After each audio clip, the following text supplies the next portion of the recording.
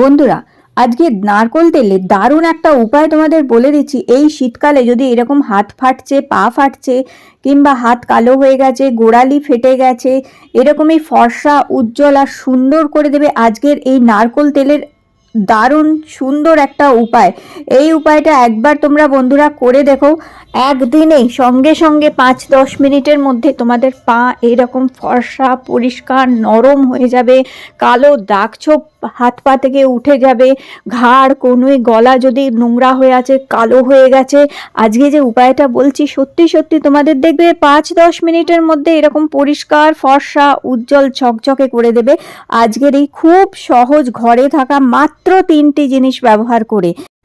তো বন্ধুরা, এই শীতে এই উপায়টা তোমরা সপ্তাহে 1 দিন অথবা 2 দিন করে হাতে পায়ে এবং মুখেও করতে পারবে। তো সবার প্রথমে আমাদের এখানে লাগছে দেখো নারকোল তেল। তোমরা যদি হাতে পায়ে এবং মুখে ব্যবহার করতে চাও তাহলে একটু বেশি পরিমাণ তৈরি করবে। আর প্রথম যে উপায়টা আমি বলছি, আজকে দুটো উপায় তোমাদের শেয়ার করব। প্রথমের উপায়টা তোমরা হাতে পায়ে ব্যবহার করতে পারবে এবং দ্বিতীয় যে উপায়টা বলবো সেটা হাতে পায়ে এবং মুখে ব্যবহার করতে পারবে। তো প্রথম উপায়টায় নারকোল তেল নিয়ে নিয়েছি, দেখো এখানে 2 চামচ নারকোল তেল নিয়েছি, আর এটা দেখো একদম গুঁড়ো করা চিনি হচ্ছে। গুঁড়ো করা চিনি নিয়ে নেবে। বন্ধুরা, এই শীতকালে আমাদের হাত পা খুব রুক্ষ সূক্ষ্ম খসখসে ড্রাই হয়ে যায়। এই গুঁড়ো চিনি নারকোল তেলের সাথে মিশিয়ে যদি ব্যবহার করা যায়, হাত পাকে আবার থেকে নরম মসৃণ করে, নোংরা ময়লা তুলে দেয়, খসখসে রুক্ষ ত্বকটাকে মসৃণ করতে সাহায্য করবে। তো এখানে দেখো 2 চামচ নারকোল তেল নিয়েছি, তার মধ্যে 1 চামচ গুঁড়ো করা চিনি নেবে। চিনিটাকে ভালো করে একটু গুঁড়ো করে নেবে। 1-2 চামচ চিনি মিশাবে ভালো করে। নারকোল তেল আর চিনিটাকে এইভাবে মিশিয়ে নিয়েছি আমি, দেখো এখানে খুব ভালো করে মিক্স করে নেবে। আর সপ্তাহে 1 দিন করে এই উপায়টা করলে সারা শীতকাল দেখবে হাত পা গোড়ালি নরম আর মসৃণ থাকবে।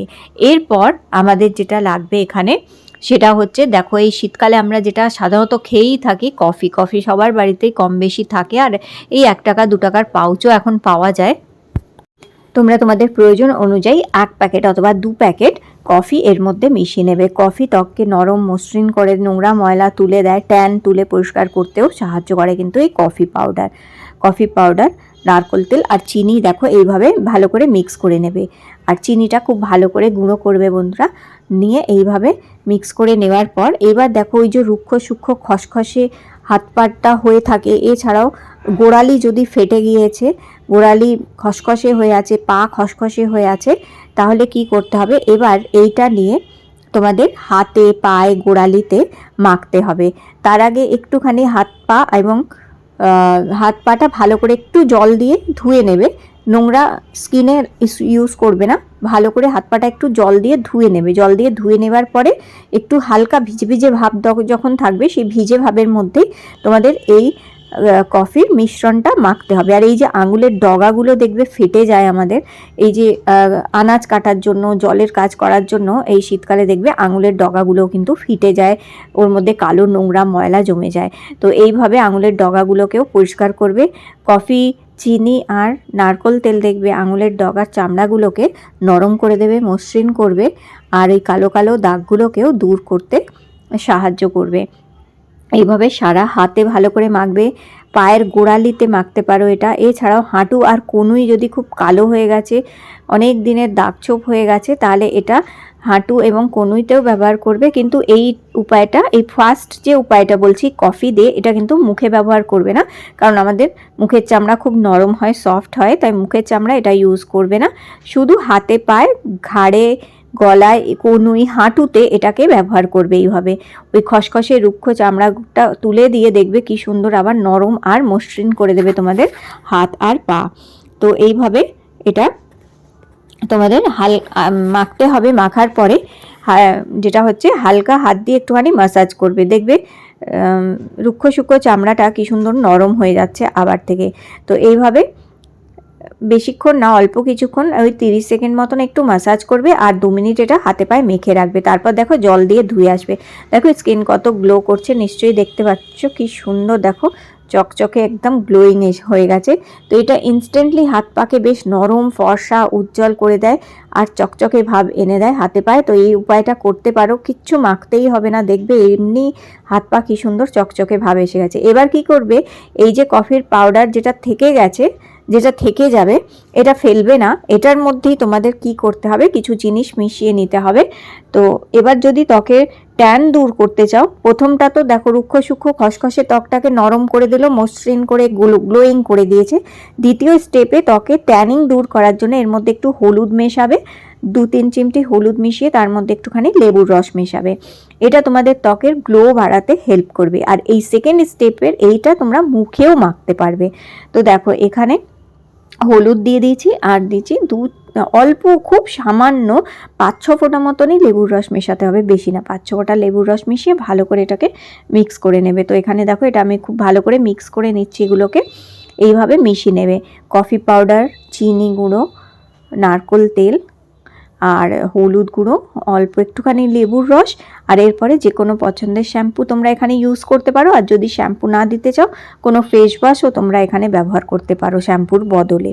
ফেস ওয়াশ অথবা বডি ওয়াশ যদি থাকে বাড়িতে, সেই বডি ওয়াশও এখানে তোমরা ইউজ করতে পারো, অথবা যে সাবান দিয়ে স্নান করো সেই সাবান একটু গুঁড়ো করে নিয়ে সেটাও এখানে মেশাতে পারো। এটা মিশিয়ে নেবার পর এবার তোমাদের দিতে হবে 1 চামচ অথবা 2 চামচ মতন চালের গুঁড়ো। প্রয়োজন হলে অল্প একটু জল দিতে পারো, যদি অতিরিক্ত ড্রাই হয়ে থাকে এটা, তাহলে একটুখানি জল মিশিয়ে এটাকে ভালো করে এইভাবে মিক্স করে নিতে হবে। ব্যাস, এইভাবে মিক্স করে নেওয়ার পরে রেডি হয়ে গেছে আমাদের খুব ভালো একটা ফেস প্যাক, ডি10 ফেস প্যাক। এটা ট্যানিং দূর করবে, কালচে ভাবটাকে দূর করে স্কিনে ফর্সা গ্লো আনতে হেল্প করবে। তো দেখো এটা আমি হাতে যেভাবে মাখছি এইভাবেই তোমরা এটা হাতেও মাখবে, আর সাথে সাথে তোমরা পায়ে, ঘাড়ে, গলায় এটা মেখে নিতে পারো। মাত্র 10 মিনিট রাখলেই দেখবে কি সুন্দর হাত পাকে বেশ পরিষ্কার করে দিয়েছে, ফর্সা করে দিয়েছে, উজ্জ্বল করে দিয়েছে। 1 থেকে 2 শেড অবধি ত্বকে কিন্তু ফর্সা উজ্জ্বলতা নিয়ে আসে এই উপায়টি। তো এটা তোমাদের অন্তত 10 মিনিট কমপক্ষে তোমাদের এটা রাখতে হবে। ইনস্ট্যান্টলি দেখবে হাত, পা, মুখ কিন্তু ফর্সা, উজ্জ্বল আর ঝকঝকে করে দেবে। তো দেখো বাকি যেটা রয়ে গেছে এটা আমি হাতে এবং পায়ে মেখে নেবো, আর যেটা থাকবে অবশ্যই আমি এটা মুখেও একবার মাখবো।